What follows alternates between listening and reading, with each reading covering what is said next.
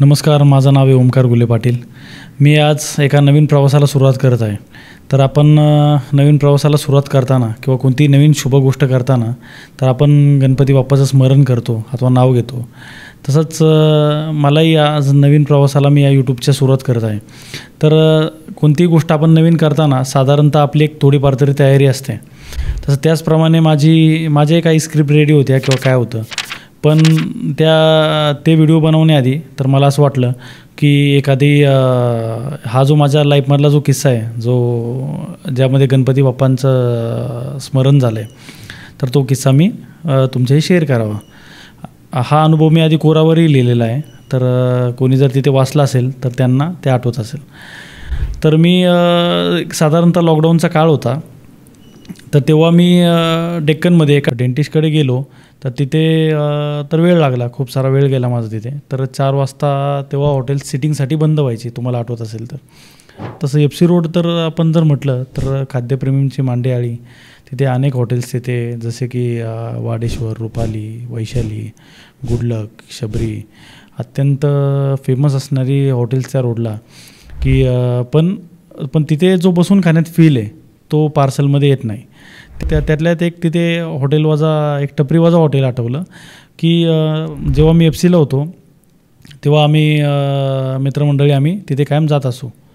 तिथे खारी पॅटीस आणि खोबरा केक, त्याला इंग्लिशमध्ये काय बोलतात ते मला माहिती नाही, तर तो त्या संतोष बेकरीमध्ये खूप छान पद्धतीने मिळायचा। तर आम्ही तिथे गेलो, गाडी पार्क केली, तिथे नेहमीप्रमाणे रांग होती।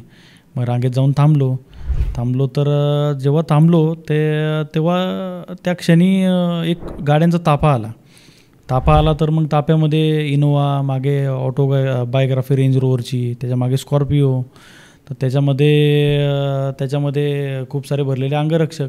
आम्हाला आधी वाटलं की कोणता मंत्री की काय, तर लक्ष गेलं तर लक्ष जाणारच कुतूहलाने। आणि नंतर मग त्यामधून ते स्कॉर्पिओमधून 2 ते 3 लोक उतरले आणि ते बरोबर संतोष बेकरीच्या दिशेने धावत आले आणि त्यांची काहीतरी ऑर्डर होती ती बल्कमध्ये, त्यांनी ती दिली। तिथे त्यांनी कर्मचारी ठेवला होता संतोष बेकरीने, काय कोविडचा पिरियड होता, म्हणजे तुम्ही अंतर ठेवा, मास्क घाला, हे करा ते करा ते सांगायला त्यांनी तो कर्मचारी ठेवला होता। त्याला त्यांनी ऑर्डर दिली, तर तो बोलला ठीक आहे रांगेत या। तो बोलला, मग त्याने त्या ताप्याकडे अंगुली निर्देश करून म्हटले की बोला आम्ही ताप्यात येऊ का? तो बोलला विषय का शेठ, यावंच लागेल। मग त्यांच्यातला एक कर्मचारी नाईलाजाने रांगेमध्ये थांबला। मग रांगेमध्ये थांबला तर मग मी अगदी माझ्या 1-2 जण सोडून माझ्या मागेच थांबला होता।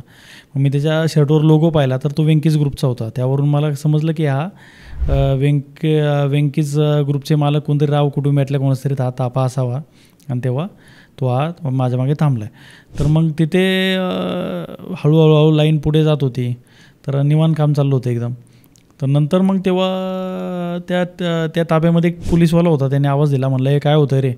तेव्हा हा वेंकीज आपला संतोष बेकरीचा कर्मचारी चपापला आणि ती रांग त्याने पुढे घ्यायला सुरुवात केली।